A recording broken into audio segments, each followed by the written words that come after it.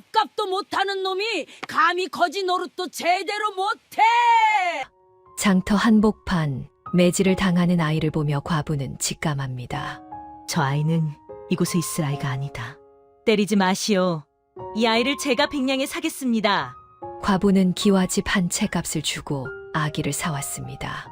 헌데 이 아이 그냥 아이가 아닙니다. 어른도 못 본 도둑질을 적발하고 어려운 글도 단번에 외우는 기막힌 천재였는데요. 피 한 방울 섞이지 않은 남의 자식을 위해 헌신한 바보 같은 어머니. 과연 그녀는 이 아이를 무사히 지켜낼 수 있을까요? 구름야담의 이야기가 계속될 수 있도록 구독과 좋아요로 응원의 마음을 보태주세요. 자, 그럼 오늘도 감동적인 옛날 이야기 지금 바로 시작합니다. 옛날 옛적 경기도 광주고을에 99칸 기와집이 우뚝 서 있었습니다. 기와지붕은 끝이 보이지 않을 만큼 넓었고 마당에는 소나무가 하늘을 찌를 듯 솟아 있었지요. 대문 앞에는 도라르방이 버티고 섰고 곳간에는 쌀가마니가 가득 쌓여 있었습니다. 이 집의 주인은 서씨 부인이라 불리는 30대 후반의 과부였습니다. 남편이 세상을 떠난 지 벌써 3년. 남편이 남긴 논밭은 산 너머 저 끝까지 이어졌고 소작인들이 가져다주는 쌀은 해마다 늘어만 갔습니다. 하지만 정작 아침 밥상을 마주할 자식 하나 없었지요. 서씨 부인은 텅 빈 마루에 홀로 앉아 한숨을 내쉬었습니다. 그때 대문이 삐걱거리며 열렸습니다. 민진사가 거드름을 피우며 걸어 들어왔지요. 시댁의 먼 친척인 민진사는 요즘 들어 부쩍 자주 찾아왔습니다. 부인, 여자가 이리 많은 재산을 쥐고 있으면 팔자가 드세지는 법이요. 민진사는 담뱃대를 빨며 서씨 부인을 내려다보았습니다. 우리 문중에 맡기시오. 내가 잘 불려서 돌려줄 테니 도장만 찍으시오. 서씨 부인은 찻잔을 내려놓으며 차갑게 말했습니다. 내 남편 피땀으로 일군 재산 제 손으로 지키겠습니다. 민진사는 코웃음을 쳤습니다. 허허, 고집이 대단하시구려. 하지만 부인, 대가 끊긴 집안은 결국 문중 재산이 되는 법이요. 자식도 없으면서 언제까지 버티실 셈이요?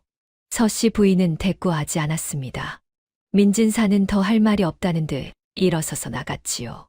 민진사가 떠나고 난 뒤 서씨 부인은 텅 빈 마루를 바라보았습니다. 곳간에는 쌀이 넘쳐나고 금은 보화가 가득한데 정작 어머니 하고 불러줄 목소리 하나 없었습니다. 서씨 부인은 긴 한숨을 내쉬며 저녁 하늘을 올려다보았지요. 며칠 후 서씨 부인은 장날을 맞아 장터로 나왔습니다. 5일장이 서는 날이라 사람들로 북적였지요. 그때 장터 한복판에서 고함 소리가 들려왔습니다. 이 독한 놈, 남들처럼 납작 엎드려 한 푼만 달라고 빌어도 모자랄 판에 어디서 뻣뻣하게 고개를 치켜들고 있어. 거지 노파가 지팡이를 휘두르며 소리를 질렀습니다. 노파의 지팡이는 사정없이 등짝을 내리쳤지요. 밥값도 못하는 놈이 감히 거지 노릇도 제대로 못해. 사내 아이는 흙바닥에 내동댕이 쳐졌습니다. 하지만 이상했습니다. 여느 거지 아이들처럼 살려달라 빌거나 울지 않았지요. 오히려 입술을 꽉 깨물어 피가 배어 나오는데도 몸을 웅크린 채 노파를 똑바로 올려다보았습니다. 그 눈빛에는 서늘한 기품이 서려 있었습니다. 나는 거지가 아니다. 아이의 눈은 그렇게 외치고 있었지요. 지나가던 서씨 부인은 그 강렬한 눈빛에 발걸음을 멈추었습니다. 가슴이 쿵 하고 내려앉는 느낌이었습니다. 저 아이는 이곳에 있을 아이가 아니다. 서씨 부인은 짐승 같은 삶 속에서도 꺾이지 않는 아이의 모습에 전율을 느꼈습니다. 서씨 부인이 다가갔습니다. 소박한 옷차림이었지만 그 기품만은 숨길 수 없었지요. 노파는 서씨 부인의 당당한 걸음걸이를 보고 허리를 굽혔습니다. 예, 마님. 서씨 부인은 품에서 묵직한 엽전 꾸러미를 꺼내 노파의 발치에 던졌습니다. 100냥이다. 이 돈이면 내 평생 놀고 먹을 수 있을 테니 다시는 이 아이 앞에 나타나지 마라. 노파는 눈이 휘둥그레졌습니다. 100냥이라니 기와집 한 채 값이 아닙니까? 아이고 마님, 고맙습니다. 고맙습니다. 노파는 돈을 챙겨 허겁지겁 사라졌습니다. 서씨 부인은 멍하니 서 있는 아이를 번쩍 안아들었습니다. 아이는 가볍기가 손뭉치 같았지요. 서씨 부인은 당당하게 장터를 빠져나갔습니다. 그 뒷모습을 보며 구경꾼들이 입을 다물지 못했습니다. 세상에 저 거지 아이 몸값이 100냥이라니. 서씨 부인의 배포가 저 정도일 줄이야. 기와집 한 채를 주고 아이를 산 게 아닌가.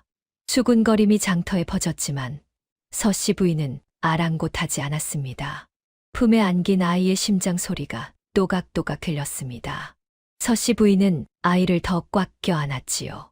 서씨 부인은 아이를 안채로 데려갔습니다. 어서 물을 데워라. 목욕통을 준비하거라. 하인들이 부산하게 움직였지요. 얼마 후 김이 모락모락 나는 물이 목욕통에 가득 찼습니다.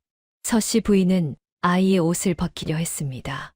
그런데 아이가 목에 걸린 무언가를 두 손으로 꽉 움켜쥐었습니다. 새까맣게 탄 나무 토막이었습니다. 아이는 처음으로 입을 열었습니다. 뺏지 마세요. 4살 배기 아이의 목소리였지만 또박또박한 말투에 서씨 부인은 깜짝 놀랐습니다. 거지 아이가 어른처럼 경어를 쓰다니.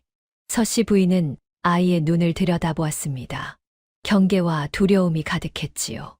저 나무 토막이 아이에게는 목숨만큼이나 소중한 물건임을 직감했습니다.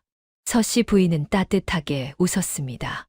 그래, 안 뺏는다. 깨끗이 닦아서 다시 걸어주마. 아이는 조심스럽게 나무 토막을 내려놓았습니다. 서씨 부인은 정성껏 아이의 몸을 씻겼습니다. 때가 벗겨질 때마다 아이의 피부가 드러났지요. 눈처럼 하얀 살결이었습니다. 세상에, 이 아이 피부가 옷 같구나. 하인들도 감탄했습니다. 머리를 감기고 몸을 씻기니 전혀 다른 아이가 나타났습니다. 눈썹은 먹으로 그린 듯 진하고 또렷했으며 눈동자는 가을 하늘처럼 맑았습니다. 서씨 부인은 장롱에서 비단옷을 꺼냈습니다. 남편이 살아생전 마련해 두었던 옷이었지요. 아이에게 옷을 입히고 머리를 빗겨놓으니 귀티가 줄줄 흘렀습니다. 영락없는 양반 도련님이었습니다. 마님, 저 아이가 정말 거지였습니까? 궁궐 도령님이라 해도 믿겠습니다. 하인들이 수군거렸습니다. 서씨 부인은 깨끗이 닦은 나무 토막을 아이의 목에 다시 걸어주었습니다.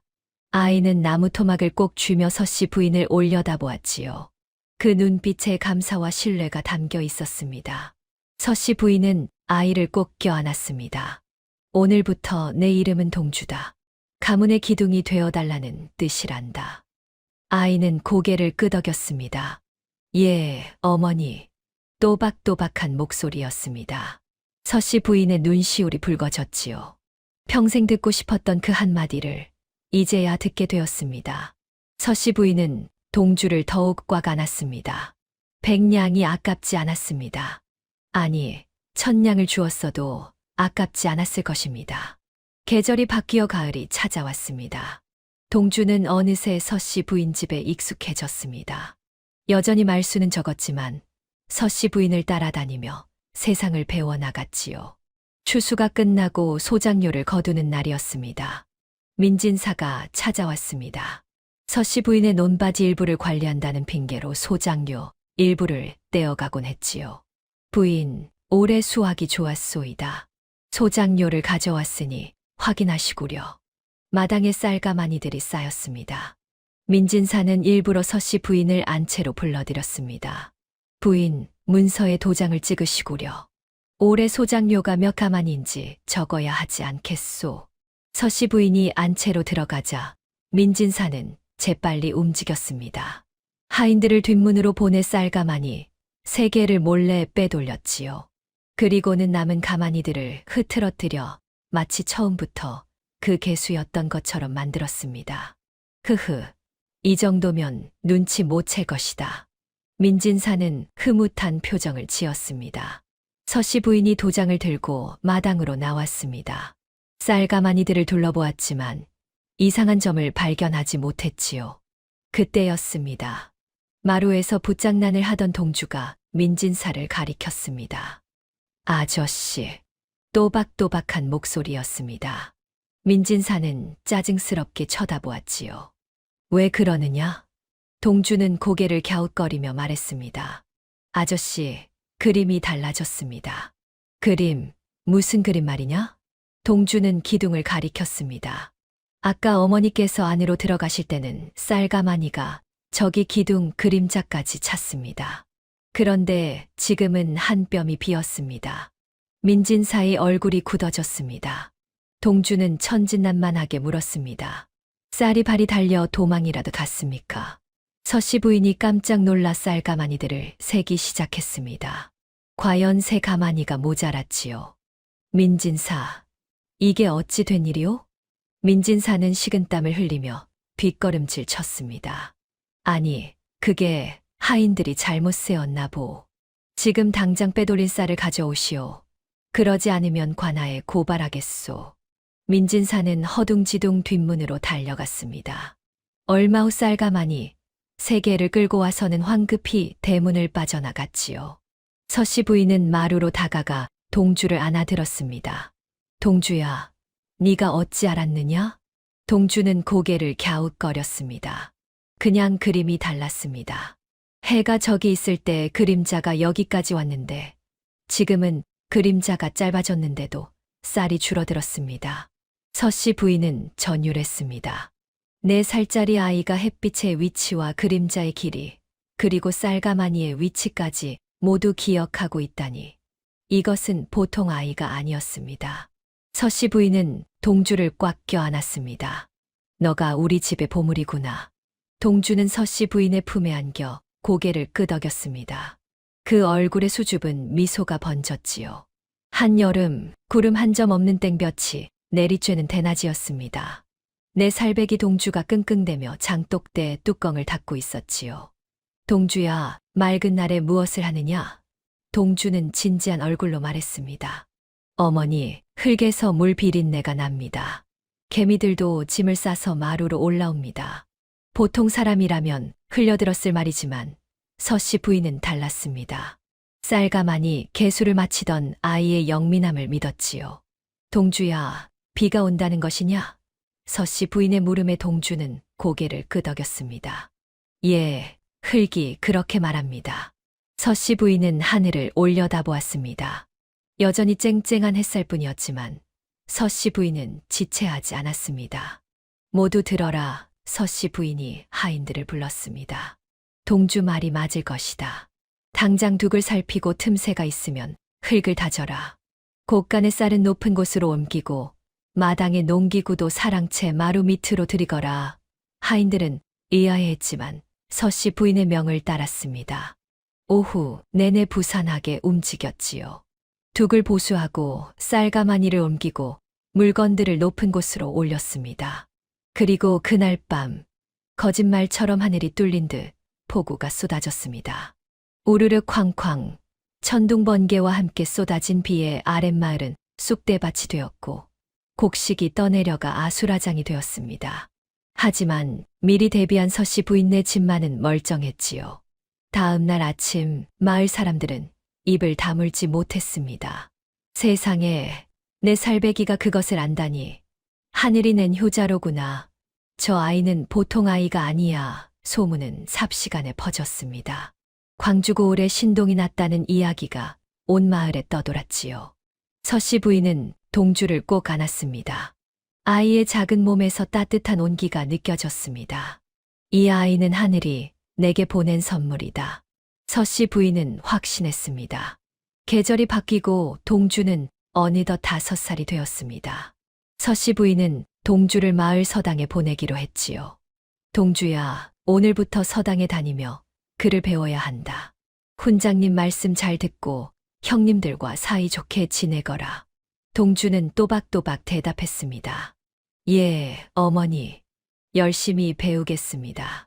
서씨 부인은 동주의 손을 잡고 서당으로 향했습니다. 서당 문을 열고 들어서자 훈장 박생원이 마중을 나왔습니다.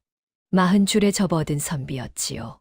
수염이 단정하고 눈빛만은 맑고 깊었습니다. 박생원은 동주를 보자마자 멈칫했습니다. 붓을 떨어뜨릴 뻔했지요. 이 눈매는 박생원의 가슴이 두근거렸습니다.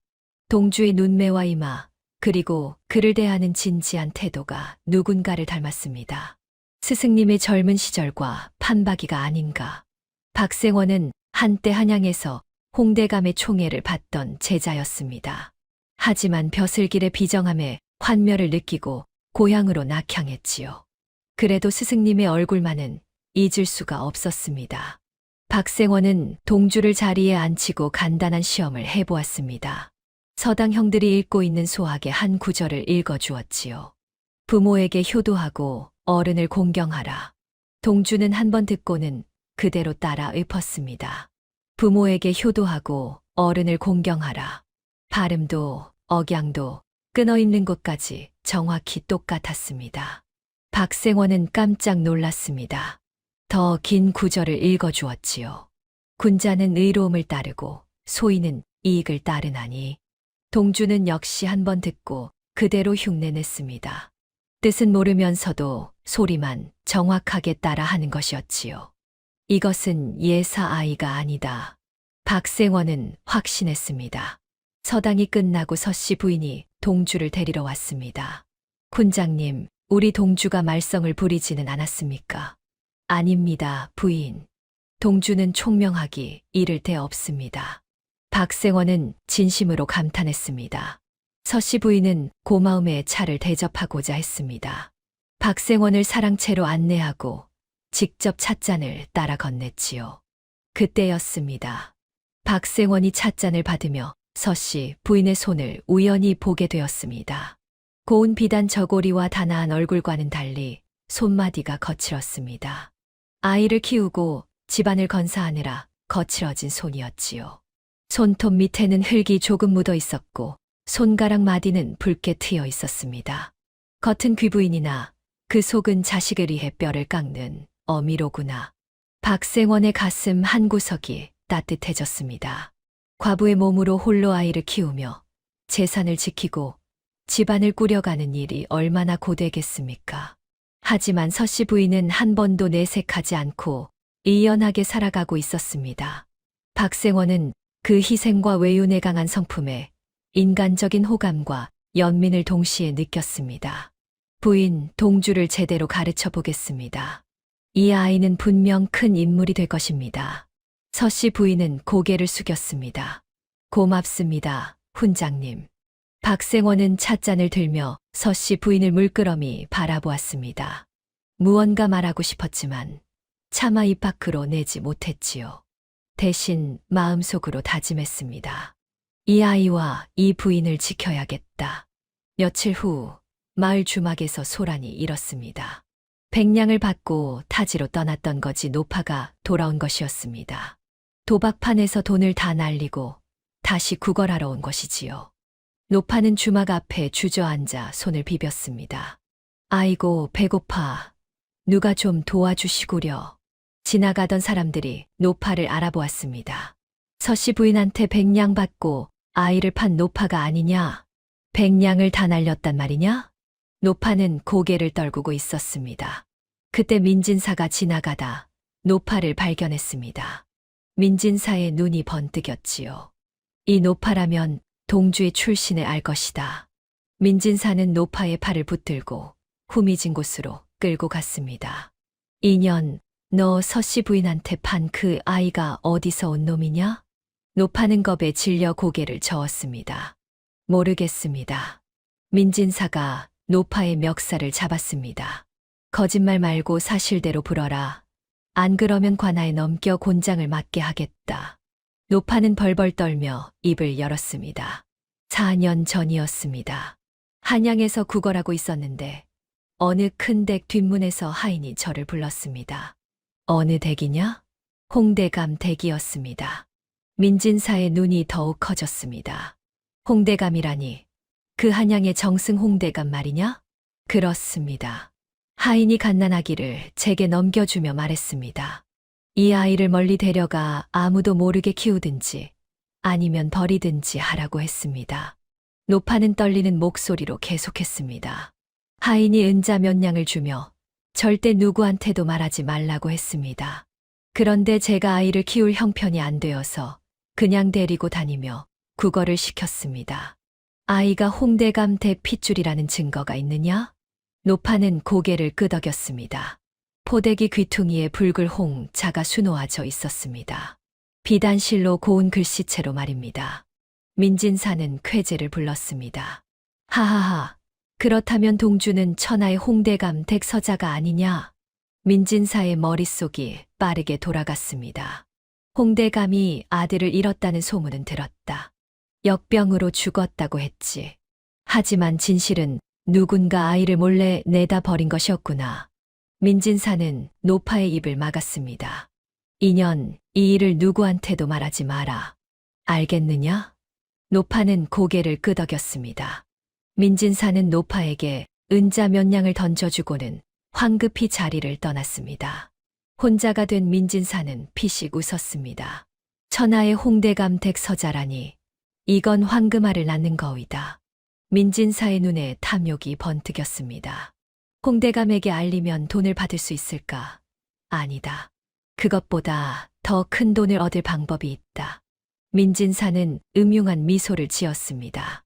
아이를 버린 범인을 찾아 협박하는 것이다.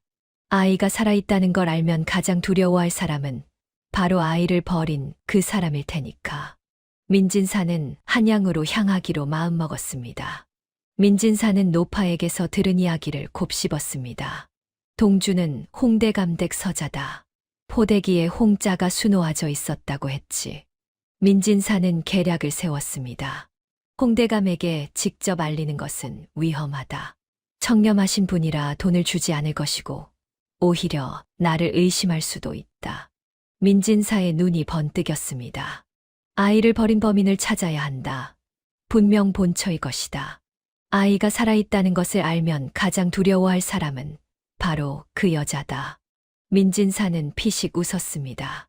입을 다물어주는 대가로 돈을 뜯어내고 더 나아가 아이를 완전히 없애는 일까지 맡으면 큰 돈을 벌 수 있다. 민진사의 탐욕은 끝이 없었습니다. 서씨 부인네 재산도 차지하고 홍대감댁 본처한테도 돈을 뜯어내면 평생 놀고 먹을 수 있겠군. 며칠 후 민진사는 짐을 꾸려 한양으로 떠났습니다. 하루를 걸어 한양 도성에 도착했습니다. 성문을 지나 북촌으로 들어서자 기와집들이 즐비하게 늘어서 있었습니다. 홍대감댁은 그 중에서도 가장 웅장했지요. 민진사는 홍대감댁 하인들이 드나드는 뒷골목 주막으로 향했습니다. 술 몇 잔을 사주며 넌지시 물었지요. 홍대감댁은 자제분이 계시오? 하인이 고개를 저었습니다. 없지요. 몇 년 전에 아드님을 역병으로 잃으셨다오. 안주인께서 낳은 아들이었소. 하인이 목소리를 낮췄습니다. 아니지요. 대감마님께서 밖에서 데려온 서자였다오. 생모는 대감께서 각별히 아끼시던 여인이었는데 난산 끝에 아이만 남기고 숨을 거두었다오. 어미 잃은 핏덩이를 안고 들어오셨으니 그래서 안주인 조씨 부인께서 몹시 싫어하셨지요. 민진사의 귀가 쫑긋했습니다.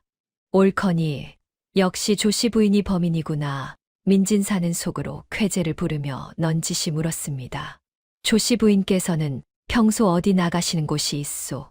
매달 초하루에 인왕산 기슭의 절에 불공을 드리러 가신다오. 민진사는 초하루를 기다렸습니다. 절 입구에서 기다리던 민진사가 조씨 부인에게 은밀히 다가갔습니다. 부인, 4년 전 역병으로 죽었다던 서자가 광주 땅에 멀쩡히 살아있더이다.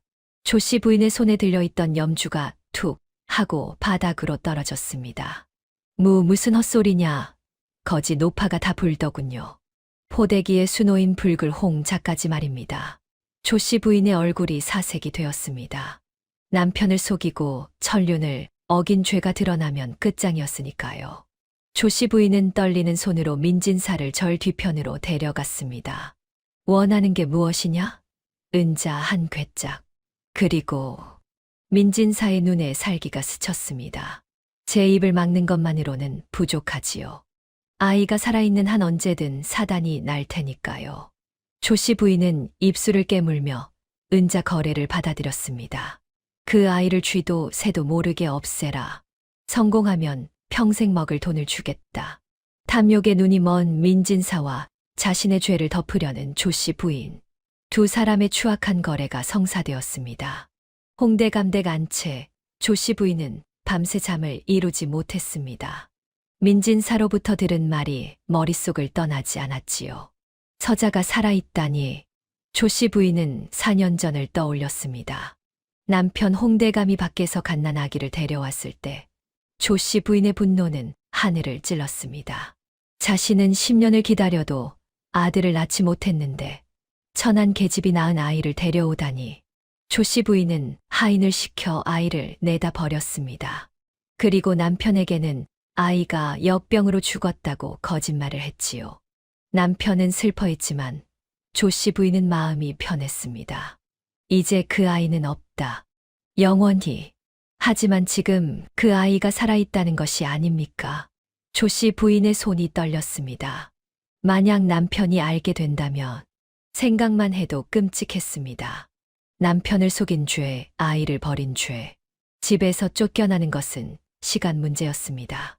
그 아이를 완전히 없애야 한다. 조씨 부인은 결심했습니다. 사흘 후 조씨 부인은 다시 절로 향했습니다. 민진사가 절 뒤편에서 기다리고 있었지요. 조씨 부인은 주위를 살피고 민진사에게 다가갔습니다. 조씨 부인은 품에서 묵직한 보자기를 꺼냈습니다. 보자기를 열자 은자가 가득 담겨 있었지요. 은자 한 궤짝이다. 민진사의 눈이 번쩍였습니다. 조씨 부인은 차갑게 말을 이었습니다. 그 아이를 쥐도새도 모르게 없애라. 사고사로 위장하되 절대 흔적을 남기지 마라. 민진사는 은자를 받아들며 환하게 웃었습니다. 걱정 마십시오, 부인. 깨끗하게 처리하겠습니다. 조씨 부인의 눈빛이 차갑게 식었습니다. 만약 이를 그르치면 내 목숨도 보장할 수 없을 것이다. 알겠느냐? 민진사는 고개를 끄덕였습니다. 명심하겠습니다. 조씨 부인은 안채로 돌아왔습니다. 40평생 남편의 총애를 받으며 안주인 자리를 지켜왔습니다. 이 자리를 천한 계집의 자식에게 빼앗길 수는 없다. 조씨 부인은 이를 악물었습니다. 하지만 가슴 한구석이 서늘했습니다. 죄 없는 아이를 죽이려 한다는 죄책감이 스멀스멀 기어올랐지요. 아니다. 이것은 나를 지키기 위한 일이다. 조씨 부인은 스스로를 위로했습니다. 이미 돌이킬 수 없었지요. 한편 광주로 돌아가는 길에 민진사는 은자 꾸러미를 품에 안고 피식 웃었습니다. 아이 하나 없애고 은자 한 궤짝이라니. 이보다 쉬운 장사가 어디 있겠는가. 민진사의 눈에는 탐욕만 가득했습니다. 동주만 없애면 서씨 부인의 재산도 차지할 수 있을 것이다. 민진사는 음모를 꾸미기 시작했습니다. 어느 날 서당에서 천자문을 익히는 시간이었습니다. 동주는 붓을 들고 글자를 따라 쓰고 있었습니다. 그러다 문득 목에 건 나무 토막을 만지작거렸지요. 새까맣게 탄 나무 토막. 서씨 부인이 씻겨주고 닦아주었지만 여전히 검은색이었습니다. 박생원은 나무 토막에 대해 궁금해졌습니다. 동주가 목숨처럼 지키는 물건이니 예사로운 것이 아닐 터였지요. 동주야, 그 나무 토막을 잠깐 보여주겠느냐? 동주는 잠시 망설이다가 고개를 끄덕였습니다. 훈장님을 믿었기 때문이지요. 박생원은 나무 토막을 받아들었습니다. 검게 탄 나무였습니다. 벽조목이었지요. 불에 그을린 듯 했습니다. 박생원은 나무 토막을 이리저리 살폈습니다. 그때였습니다. 나무 밑바닥에 무언가 새겨진 것이 보였습니다. 박생원은 눈을 가늘게 뜨고 자세히 들여다보았지요. 깨알같이 작은 글씨였습니다. 기축년생. 홍. 박생원의 손이 떨렸습니다. 이것은 박생원의 가슴이 두근거렸습니다. 이 글씨체를 알았습니다. 스승님 홍대감의 글씨였지요. 박생원은 한때 홍대감의 총애를 받던 제자였습니다. 스승님의 글씨체를 모를 리가 없었습니다. 스승님께서 직접 새기신 것이다. 박생원은 기축년을 떠올렸습니다. 4년 전이었지요. 그때 스승님께서 아들을 얻었다는 소식을 들었습니다. 하지만 얼마 지나지 않아 아이가 역병으로 죽었다는 소식이 들려왔습니다. 박생원은 스승님을 위로하는 편지를 보냈었지요. 그런데 아이가 살아있다니. 박생원은 벽조목을 다시 살폈습니다. 벽조목은 앵마기용으로 쓰는 나무였습니다. 귀한 아이를 얻으면 벽조목에 생년월일과 이름을 새겨 목에 걸어주곤 했지요. 이것은 스승님께서 아들을 얻었을 때 직접 깎으신 호신부다. 박생원의 눈시울이 붉어졌습니다. 동주가 걱정스럽게 물었습니다. 훈장님, 무엇이 보이십니까? 박생원은 동주를 바라보았습니다. 그 눈매, 그 이마, 그 기품. 스승님의 아들이 틀림없다. 박생원은 이제 100% 확신했습니다. 동주야, 이 나무 토막은 너의 아버지께서 너에게 주신 것이다. 동주는 고개를 갸웃했습니다. 제 아버지는 누구십니까? 박생원은 동주의 어깨를 꽉 잡았습니다. 지금은 말해줄 수 없다. 하지만 언젠가 너의 진짜 아버지를 만나게 될 것이다. 그때까지 이 나무 토막을 잘 간직하거라. 동주는 나무 토막을 다시 목에 걸었습니다. 박생원은 깊은 생각에 잠겼습니다. 동주가 홍대감의 아들이라면 누군가 아이를 몰래 내다 버렸다는 뜻이다. 스승님께 아이가 역병으로 죽었다고 거짓말을 한 것이지. 박생원은 분노가 치밀었습니다. 누가 감히 이런 짓을. 하지만 곧 정신을 차렸습니다. 지금 중요한 것은 동주를 지키는 일이었습니다. 민진사가 노리는 것이 무엇인지 알 수 없다. 하지만 분명 동주의 출신과 관련이 있을 것이다. 박생원은 서씨 부인을 찾아가야겠다고 생각했습니다. 진실을 알려주고 함께 대비해야 했지요. 그날 박생원은 서씨 부인네 집을 찾았습니다. 부인, 급히 드릴 말씀이 있습니다. 서씨 부인은 박생원을 사랑채로 안내했습니다. 박생원은 벽조목에 새겨진 글자를 보여주었습니다. 부인 동주는 한양 홍대감의 아들입니다. 서씨 부인은 눈이 휘둥그레졌습니다. 홍대감이라니요. 제 스승님이십니다. 이 글씨는 스승님께서 직접 새기신 것입니다. 동주는 분명 스승님의 아들입니다. 서씨 부인은 가슴이 철렁했습니다. 그렇다면 언젠가 동주를 빼앗길 수도 있다는 말인가? 박생원이 차분하게 말했습니다. 부인, 두려워 마십시오. 제가 부인과 동주를 지키겠습니다. 두 사람의 눈빛이 마주쳤습니다. 그 속에는 신뢰와 결의가 담겨 있었지요. 민진사가 두둑한 은자 꾸러미를 챙겨 광주로 돌아왔습니다. 조씨 부인으로부터 받은 착수금이었지요. 민진사의 눈에는 탐욕과 살기가 번뜩였습니다. 동주만 없애면 이 돈은 내 것이다. 게다가 서씨 부인의 재산도 차지할 수 있다. 민진사는 마을의 왈패 3명을 불러들였습니다. 너희들 일거리가 생겼다. 서당에 다니는 꼬마 하나를 보쌈해 오면 은자 10냥씩 주겠다. 왈패들의 눈이 반짝였습니다. 어느 놈입니까? 동주라는 놈이다. 서씨 부인네 아들이지. 서당을 마치고 돌아올 때 인적이 드문 곳에서 채가거라. 며칠 후였습니다. 동주가 서당을 마치고 집으로 향했습니다. 해가 넘어가는 저녁 무렵이었지요. 좁은 골목길을 지나는데 갑자기 왈패들이 나타났습니다. 꼬마, 이리 와봐라. 동주는 뒷걸음질 쳤습니다. 누구십니까? 왈패 하나가 동주의 팔을 붙잡았습니다. 가만히 있어라. 다치지 않게 해줄 테니. 동주는 있는 힘껏 소리쳤습니다. 살려주세요. 도와주세요. 그때였습니다. 어디 감히 우렁찬 목소리가 들렸습니다. 박생원이 지팡이를 들고 달려왔지요. 제자 몸에 손대면 뼈를 추리지 못할 것이다. 왈패들이 비웃었습니다. 늙은이가 주제를 모르는구나. 왈패 하나가 칼을 뽑아 들고 박생원에게 달려들었습니다. 하지만 그 순간 박생원의 지팡이가 번개처럼 움직였습니다. 탁, 탁탁, 왈패의 손목을 정확히 가격했습니다. 이어서 지팡이가 왈패의 무릎을 쳤습니다. 으악, 왈패가 비명을 지르며 쓰러졌습니다. 나머지 왈패 둘도 달려들었습니다. 박생원은 침착하게 지팡이를 휘둘렀지요. 급소를 정확히 노렸습니다. 턱, 명치, 정강이, 월패들은 신음을 지르며 바닥에 쓰러졌습니다. 다시는 이 아이 근처에 얼씬도 하지 마라. 박생원의 호통에 월패들은 허겁지겁 도망쳤습니다. 박생원은 동주에게 다가갔습니다. 동주야, 다치지 않았느냐? 그때 박생원의 손등에서 피가 흘렀습니다. 월패의 칼끝을 막다가 손등이 찢어진 것이었지요. 동주가 놀라 소리쳤습니다.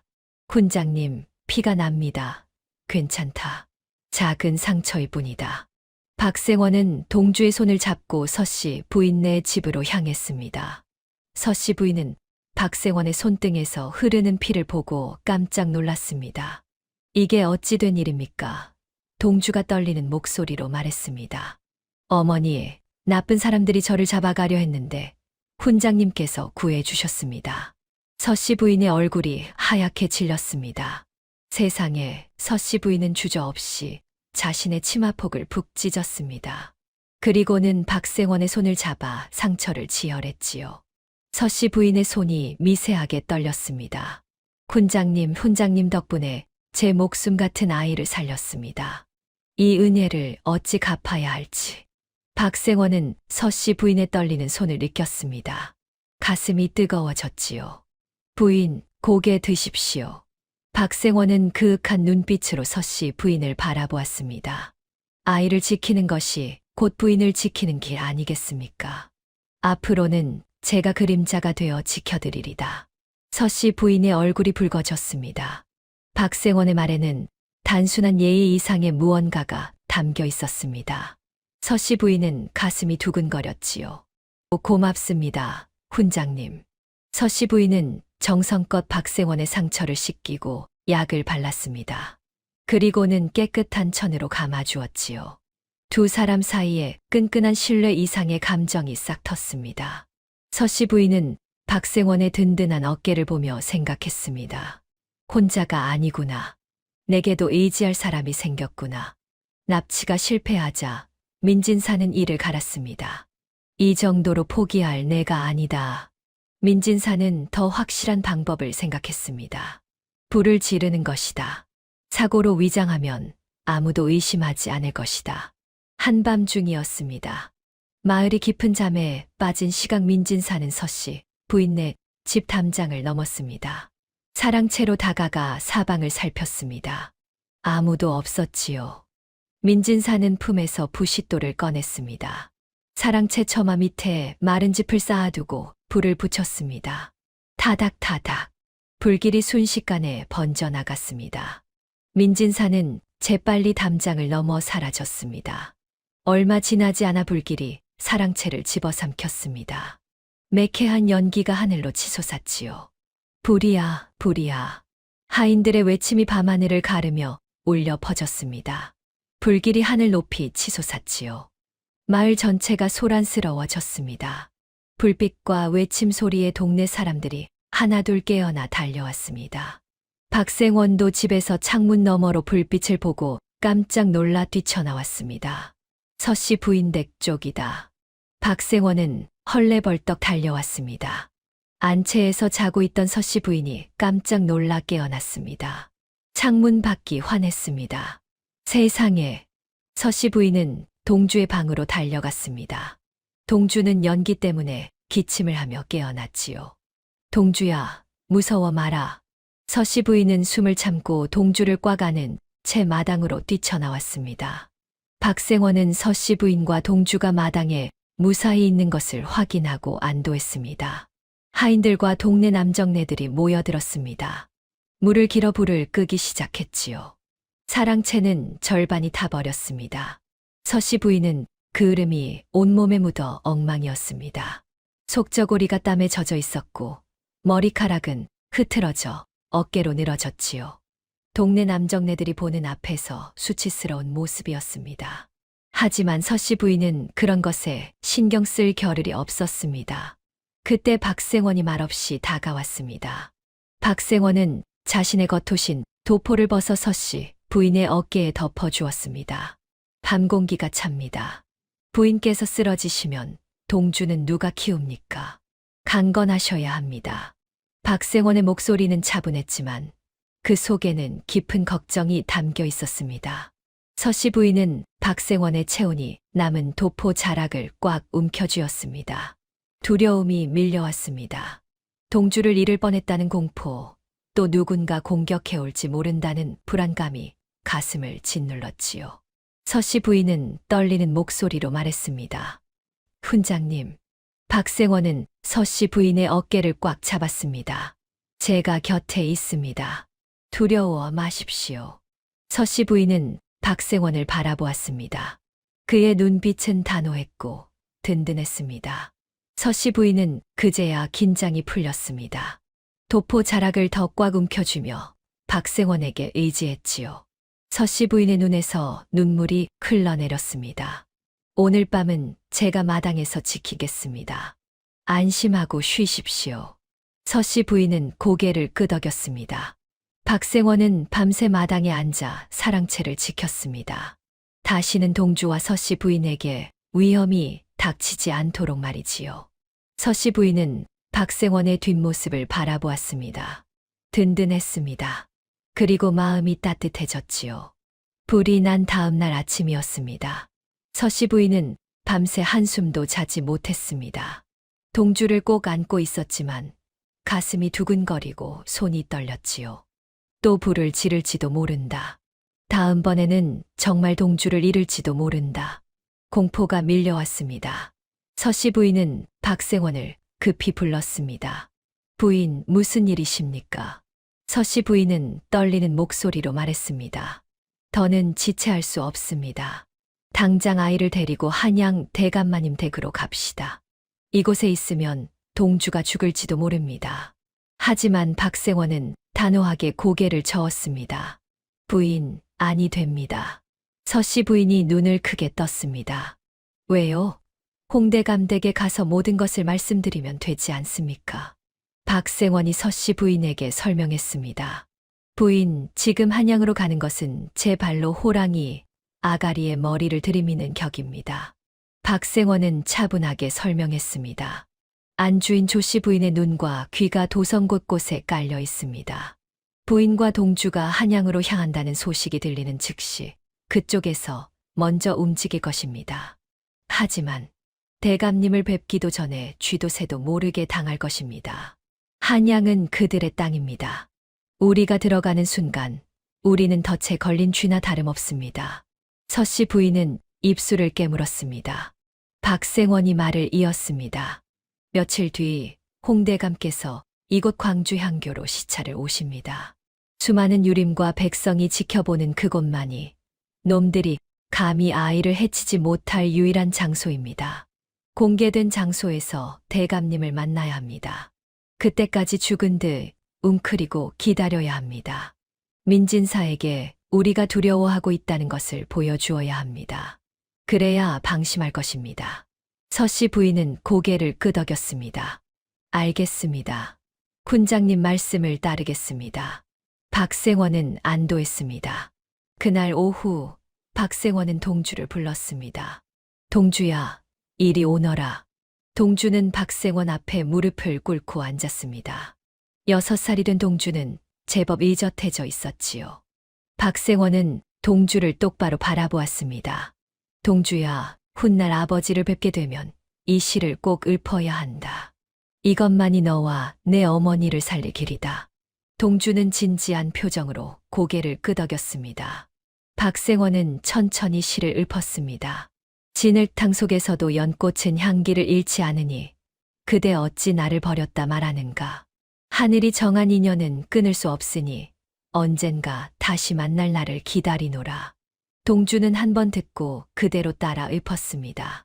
박생원은 감탄했습니다. 이 시는 너의 아버지께서 죽은 아들을 그리워하며 지으신 것이다. 제자인 나에게만 들려주셨지. 세상 어디에도 알려지지 않은 시란다. 동주는 고개를 끄덕였습니다. 이 시를 외우고 또 외워라. 절대 잊지 말거라. 이 시만 있으면 너가 진짜 아들임을 믿으실 것이다. 예, 훈장님. 박생원은 동주의 어깨를 두드렸습니다. 그날 저녁 박생원은 서씨 부인을 찾았습니다. 촛불이 흔들리는 안채 작은 방에서 두 사람은 마주 앉았습니다. 서씨 부인은 여전히 불안해 보였습니다. 훈장님 정말 괜찮을까요? 향교에 가기 전에 또 위험이 닥치면 어쩌지요?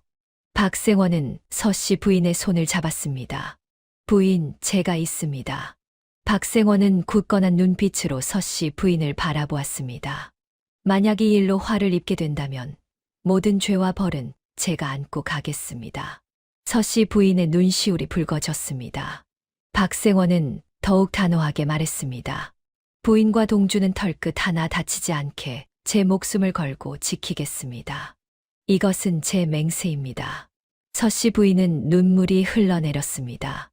훈장님, 제가 훈장님께 너무 많은 것을. 박생원은 고개를 저었습니다. 아닙니다. 이것은 제가 선택한 길입니다. 서씨 부인은 박생원의 따뜻한 마음을 느끼며 가슴이 뛰었습니다. 오랫동안 혼자 살아왔습니다. 남편이 세상을 떠난 후 다시는 누군가에게 의지할 생각을 하지 않았지요.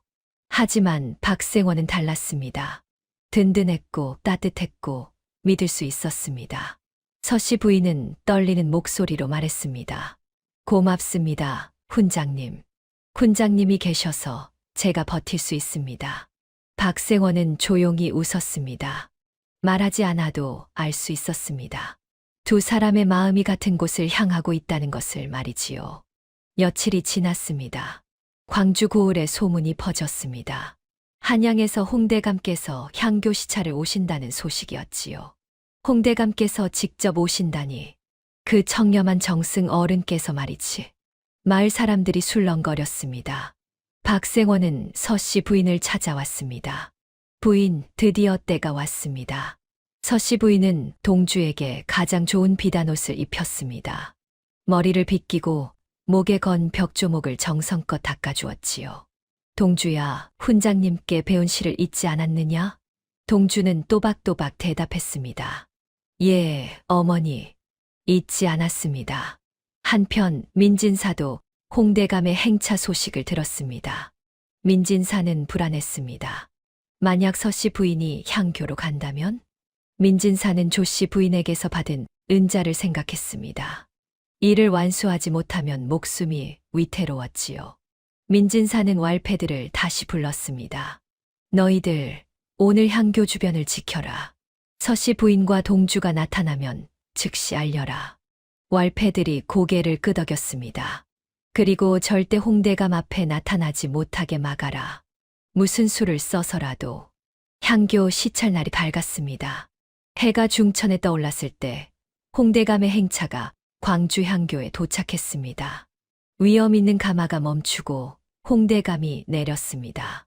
50줄의 선비였지만 기품이 넘쳤지요. 유림과 백성들이 길 양쪽에 늘어서서 절을 올렸습니다. 대감마님, 어서 오십시오.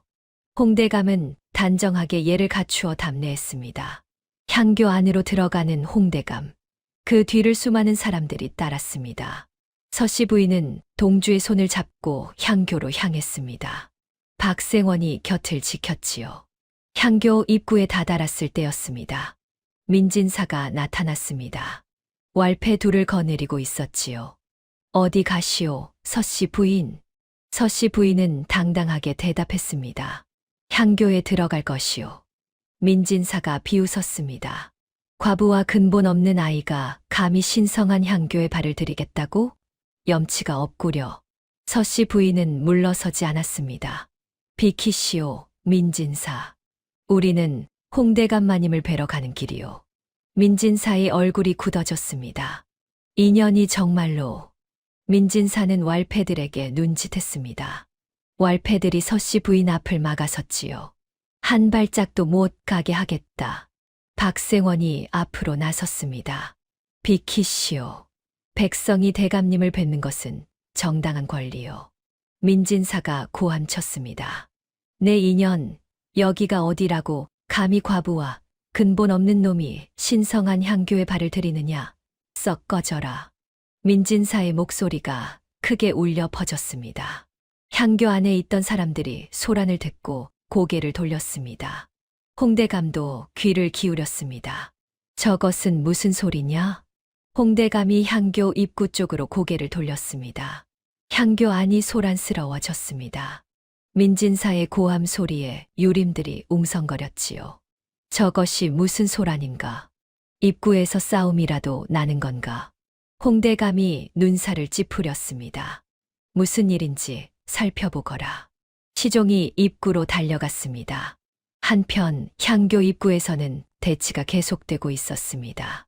민진사가 서씨 부인 앞을 가로막고 서 있었지요. 내 인연, 여기가 어디라고 감히 과부와 근본 없는 놈이 신성한 향교에 발을 들이느냐? 민진사는 일부러 목소리를 높였습니다. 사람들이 듣도록 말이지요. 예법도 모르는 것들이 썩 꺼져라. 서씨 부인의 얼굴이 붉어졌습니다.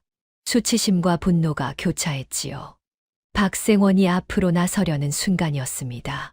그때 작은 목소리가 울려 퍼졌습니다. 잘못된 말씀입니다. 모두가 고개를 돌렸습니다. 6살 동주가 서씨 부인 앞으로 나서고 있었습니다. 작은 몸이었지만 뒷짐을 지고 서 있는 모습이 당당했지요. 서씨 부인이 깜짝 놀랐습니다. 동주야. 하지만 동주는 물러서지 않았습니다.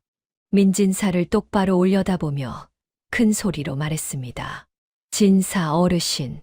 동주의 목소리는 또랑또랑했습니다. 어른 공경을 모르는 것은 제가 아닙니다.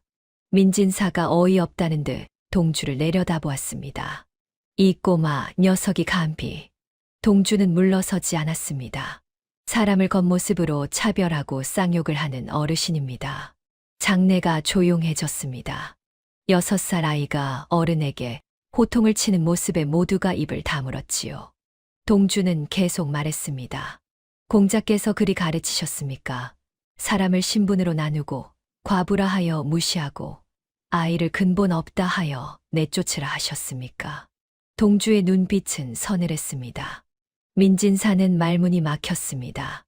동주가 다시 말했습니다. 공자께서는 이르셨습니다. 군자는 사람을 차별하지 않고 의로움을 따른다고 말입니다. 어르신은 지금 의로움을 따르고 계십니까? 장내가 찬물을 끼얹은 듯 조용해졌습니다. 6살 아이의 서리빨 같은 호통에 아무도 말을 잇지 못했지요. 유림들이 수군거리기 시작했습니다. 저 꼬마가 누구냐? 6살밖에 안 되었는데 저렇게 당당하다니. 저 아이, 보통 아이가 아니다. 홍대감도 소란을 듣고 입구 쪽으로 걸어왔습니다. 무슨 일이냐? 홍대감의 목소리가 울려 퍼졌습니다. 사람들이 길을 열었습니다. 홍대감이 동주를 보았습니다. 그 순간 홍대감의 발걸음이 멈췄습니다. 저 눈매는. 홍대감의 가슴이 두근거렸습니다. 동주의 얼굴을 보는 순간 잃어버린 아들의 모습이 떠올랐습니다. 4년 전 역병으로 죽었다던 그의 아이 말이지요. 아니, 그럴 리가 없다. 내 아들은 죽었다. 하지만 홍대감은 눈을 뗄 수가 없었습니다. 동주는 홍대감을 올려다보았습니다. 두 사람의 눈이 마주쳤습니다. 홍대감의 가슴 속에서 무언가 뜨거운 것이 치밀어 올랐습니다. 홍대감은 천천히 동주에게 다가갔습니다. 꼬마, 너의 이름이 무엇이냐? 동주는 공손하게 절을 올렸습니다. 소인의 이름은 동주라 하옵니다. 홍대감의 손이 떨렸습니다. 홍대감은 동주를 자세히 살폈습니다. 눈매, 이마, 입술의 모양까지 모두가 자신을 닮았습니다. 홍대감의 목소리가 떨렸습니다. 너는 누구냐? 홍대감은 동주를 내려다보았습니다. 가슴이 뛰었습니다. 이상한 예감이 들었지요. 동주야, 너의 나이가 몇이냐? 동주는 또박또박 대답했습니다. 6살이옵니다. 홍대감의 눈빛이 흔들렸습니다. 6살이라면 기축년생이다. 홍대감은 서씨 부인을 바라보았습니다.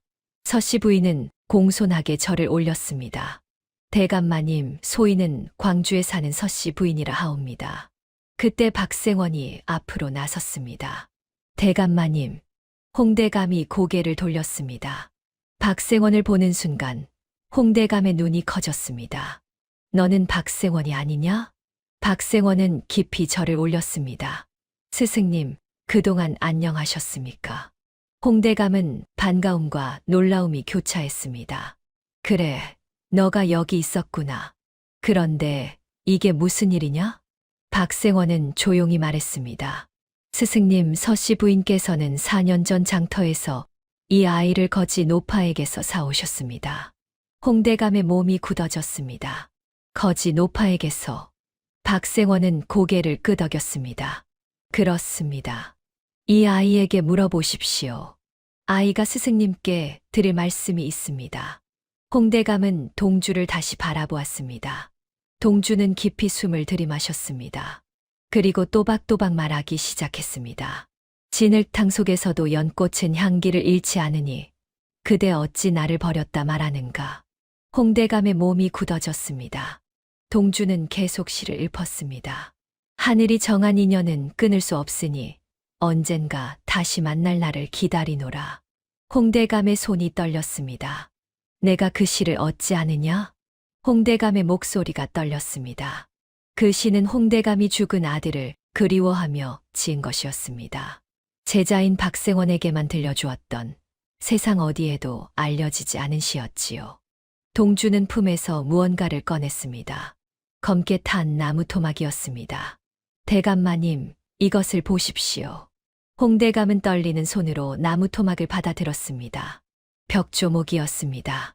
홍대감은 나무 토막을 이리저리 살폈습니다. 밑바닥을 보는 순간 숨이 멎었습니다. 기축년생 홍, 자신의 글씨체였습니다. 4년 전 아들을 얻었을 때 직접 새긴 글씨였지요. 홍대감의 눈에서 눈물이 흘러내렸습니다. 이것은 내가 만든 것이다. 홍대감은 동주를 바라보았습니다. 내가 내 아들이냐? 동주는 고개를 끄덕였습니다. 박생원 훈장님께서 그리 말씀하셨습니다. 홍대감은 더 이상 참을 수 없었습니다. 내 아들아. 홍대감은 동주를 끌어안았습니다. 살아있었구나. 내가 살아있었구나. 홍대감의 몸이 떨렸습니다. 4년 동안 죽은 줄로만 알았던 아들이 살아있었습니다. 동주는 홍대감의 품에 안겨 있었습니다. 아버지. 동주의 목소리에 홍대감은 더욱 울음을 터뜨렸습니다. 내 아들아. 장내가 숙연해졌습니다. 유림들도 백성들도 모두 눈시울을 붉혔습니다. 아버지와 아들이 재회하는 모습에 감동하지 않을 수 없었지요. 서씨 부인도 눈물을 흘렸습니다. 기쁨과 슬픔이 교차했습니다. 동주가 진짜 아버지를 찾은 것은 기뻤지만 이제 동주를 빼앗길지도 모른다는 두려움도 있었습니다. 박생원이 서씨 부인의 어깨를 가만히 잡았습니다. 부인, 괜찮으십니까? 서씨 부인은 고개를 끄덕였습니다. 한참을 그렇게 안고 있던 홍대감이 고개를 들었습니다. 눈물로 범벅이 된 얼굴로 주위를 둘러보았지요. 누가 내 아들을 여기까지 키웠느냐? 서씨 부인이 앞으로 나섰습니다. 소인이옵니다. 대감마님. 홍대감은 서씨 부인을 바라보았습니다. 은혜를 어찌 갚아야 할지 모르겠소. 내 아들을 살려주셨소. 홍대감은 서씨 부인에게 깊이 절을 올렸습니다. 서씨 부인은 황급히 몸을 피했습니다. 아니 되옵니다. 대감마님. 소인이 어찌 대감마님의 절을 받겠습니까? 하지만 홍대감은 고집했습니다. 내 아들의 어머니시오. 마땅히 받으셔야 하오. 홍대감의 진심이 담긴 절이었습니다. 그때 민진사가 뒤로 물러나려 했습니다. 이제 끝났다. 도망쳐야 한다. 하지만 홍대감의 날카로운 목소리가 울려 퍼졌습니다. 거기 서거라. 민진사의 발걸음이 멈췄습니다. 홍대감의 눈빛이 차갑게 식었습니다. 네가 방금 내 아들을 근본 없는 놈이라 했느냐? 민진사는 땀을 뻘뻘 흘렸습니다. 그것은 홍대감이 시종을 불렀습니다. 저자를 잡아라. 대역죄인이다. 저 놈을 당장 포박해라. 홍대감의 불호령에 시종들이 민진사를 결박했습니다. 대감마님, 억울합니다. 살려주십시오. 민진사가 발버둥 쳤지만 소용없었습니다. 관아로 끌려간 민진사는 곤장을 맞자마자 모든 죄를 실토했습니다. 조씨 부인이 사주했다는 사실까지 낱낱이 풀었지요. 진실을 알게 된 홍대감은 치를 떨며 한양으로 달려갔습니다. 네가 사람이냐? 내 아들을 2번이나 죽이려 하다니. 홍대감의 분노 앞에 조씨 부인은 변명조차 하지 못했습니다. 그녀는 즉시 출가당하여 빈몸으로 친정으로 쫓겨났습니다. 안주인의 권세는 하루아침에 물거품이 되었지요. 민진사 또한 참혹한 대가를 치렀습니다. 가사는 모두 몰수당했고 곤장의 만신창이가 된 몸으로 거리에 내쳐졌습니다. 한 푼만 줍쇼. 배가 고픕니다. 지나가던 사람들은 그가 서씨 부인 집에 불을 지른 파렴치 아님을 알아보고 침을 뱉었습니다. 탐욕에 눈이 멀어 어린 생명을 해치려던 자들의 비참한 말로였습니다. 조씨 부인을 내보내고 난 후 홍대감은 다시 광주로 내려왔습니다. 서씨 부인네 집을 찾았지요. 대감마님, 어서 오십시오. 홍대감은 차를 한 모금 마시고 조용히 말했습니다. 부인, 내 아들을 한양으로 데려가려 하오. 서씨 부인의 손이 떨렸습니다. 찻잔이 흔들렸지요. 예, 대감마님. 서씨 부인은 담담하게 대답했지만 가슴이 찢어지는 듯 했습니다. 홍대감이 말을 이었습니다. 아이를 제대로 가르쳐야 하오. 한양에는 명망 높은 스승들이 많소. 과거 공부도 시켜야 하고 정승가의 예법도 익혀야 하오. 홍대감은 서씨 부인을 바라보았습니다. 부인, 은혜를 갚고 싶소. 무엇이든 말씀하시오. 서씨 부인은 고개를 저었습니다. 아니옵니다. 저는 아무것도 바라지 않습니다. 다만 동주가 건강하게 자라기만을 바랄 뿐입니다. 홍대감은 서씨 부인의 말에 감동했습니다. 부인은 진정한 어미이시오. 그날 저녁 서씨 부인은 동주의 짐을 쌌습니다. 눈물이 흘러내렸습니다. 이제 동주를 보내야 하는구나. 서씨 부인은 눈물을 닦았습니다. 동주가 방으로 들어왔습니다. 어머니, 무엇을 하십니까? 서씨 부인은 웃으며 대답했습니다. 너의 짐을 싸고 있단다. 서씨 부인은 동주를 안았습니다. 동주야, 너는 이제 한양으로 가야 한다. 아버지를 따라서 말이다. 동주의 눈이 커졌습니다. 한양이요. 어머니는요. 서씨 부인은 눈물을 참으며 말했습니다. 나는 여기 있어야 한다. 동주야, 가서 훌륭한 사람이 되어라. 서씨 부인은 동주의 얼굴을 쓰다듬었습니다. 어미는 잊고 살아라. 너는 이제 홍대감 댁의 도련님이다. 동주는 고개를 저었습니다. 싫어요. 어머니 없이는 못 가요. 동주가 서씨 부인을 꽉 안았습니다. 그때 박생원이 찾아왔습니다. 부인, 괜찮으십니까? 서씨 부인은 고개를 저었습니다. 괜찮지 않습니다, 훈장님. 동주를 보내야 한다니 제 가슴이 찢어집니다. 박생원은 서씨 부인을 가만히 바라보았습니다. 부인, 동주는 부인의 아들입니다. 누가 뭐래도 부인이 키운 아들입니다. 서씨 부인은 눈물을 흘렸습니다. 하지만 이제 보낼 수밖에 없지 않습니까? 다음 날 아침이었습니다. 홍대감의 비단 가마가 서씨 부인네 집 앞에 섰습니다. 동주야, 가마에 오르거라. 홍대감이 손을 내밀었습니다. 서씨 부인은 눈물을 참으며 동주를 바라보았습니다. 동주는 가만히 서 있었습니다. 홍대감이 다시 손을 내밀었습니다. 동주야, 가마에 오르거라. 한양으로 가자꾸나. 하지만 동주는 고개를 저었습니다. 아버지.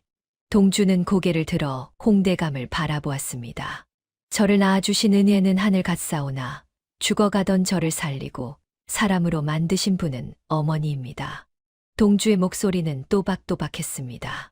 저는 어머니를 두고 갈 수 없습니다. 홍대감의 눈이 흔들렸습니다. 서씨 부인은 눈물을 흘렸습니다. 동주야, 아버지를 따라가거라. 그것이 네가 가야 할 길이다. 하지만 동주는 고개를 저었습니다. 어머니 없이는 못 갑니다. 홍대감은 동주를 바라보았습니다. 6살 아이였지만 그 눈빛은 단호했습니다. 꺾이지 않는 기계가 서려 있었지요. 홍대감은 아들의 효심에 감복했습니다. 억지로 데려가면 아이의 마음이 병들 것이다. 홍대감은 서씨 부인을 바라보았습니다. 부인, 그렇다면 내 아들을 부인에게 맡기겠소. 서씨 부인이 눈을 크게 떴습니다. 대감마님, 그게 무슨? 홍대감은 고개를 들었습니다. 부인을 내 아들의 양어머니로 예우하겠소. 박생원을 전속 스승으로 임명하여 이곳에서 부족함 없이 공부시키도록 하겠소. 홍대감은 박생원을 바라보았습니다. 박생원, 내 아들을 잘 부탁하네. 박생원은 깊이 절을 올렸습니다. 알겠습니다, 스승님. 홍대감은 동주를 안아들었습니다. 동주야, 효자로구나. 너의 어미를 잘 모시거라. 동주는 고개를 끄덕였습니다. 예, 아버지. 홍대감은 동주를 내려놓고 서씨 부인에게 말했습니다. 부족한 것이 있으면 언제든 말씀하시오. 내가 모든 것을 지원하겠소. 서씨 부인은 눈물을 흘리며 절을 올렸습니다. 고맙습니다, 대감마님. 홍대감은 가마에 올랐습니다. 그럼 나는 한양으로 돌아가겠소. 동주야, 건강하게 자라거라. 홍대감의 가마가 떠났습니다. 서씨 부인은 동주를 꽉 안았습니다. 박생원은 두 사람을 바라보며 조용히 웃었습니다. 세월이 흘렀습니다. 동주는 박생원의 가르침을 받으며 자랐습니다. 총명했던 아이는 더욱 총명해졌고 학문도 깊어졌습니다. 서씨 부인과 박생원은 동주를 함께 키웠습니다. 두 사람은 어느새 서로에게 없어서는 안 될 존재가 되었지요. 세월이 더욱 흘러 동주는 20살이 되었습니다. 한양에서 열린 과거시험에서 동주는 장원급제했습니다. 장원급제, 홍동주, 사람들이 환호했습니다. 금이 환영하는 날, 동주는 어사화를 꽂고 말을 타고 광주로 향했지요. 서씨 부인네 집 앞에 도착했습니다. 동주는 말에서 내려 대문을 열었습니다. 어머니, 나이를 먹은 서씨 부인과 박생원이 사랑채 툇마루에 나란히 앉아 있었습니다. 동주야, 서씨 부인이 눈물을 흘리며 일어났습니다. 동주는 달려가 두 사람 앞에 엎드렸습니다. 큰 절을 올렸습니다. 우리 동주가 장원급제를 했구나. 박생원도 눈시울이 붉어졌습니다. 잘했다, 동주야. 동주는 박생원을 바라보았습니다. 어머니, 그리고 훈장님. 아니, 이제는 편히 아버지라고 불러도 되겠습니까? 박생원은 눈시울이 붉어지며 서씨 부인을 바라보았습니다. 서씨 부인이 미소 지으며 고개를 끄덕였습니다. 박생원은 눈물을 닦으며 말했습니다. 허허, 내가 염치불구하고 그 귀한 호칭을 받아도 되겠느냐. 세 사람이 서로의 손을 맞잡았습니다. 눈물이 흘러내렸습니다. 그것은 기쁨과 감사의 눈물이었습니다. 피는 물보다 진하다지만 그 피를 따뜻하게 데우는 것은 오직 사랑뿐이었습니다. 다음 영상을 빠르게 만나보시려면 좋아요와 구독을 눌러주세요. 지금 화면에 나오는 구름야담의 더 재미있는 영상들도 함께 해주세요. 그럼 모두 행복한 하루 보내세요. 감사합니다.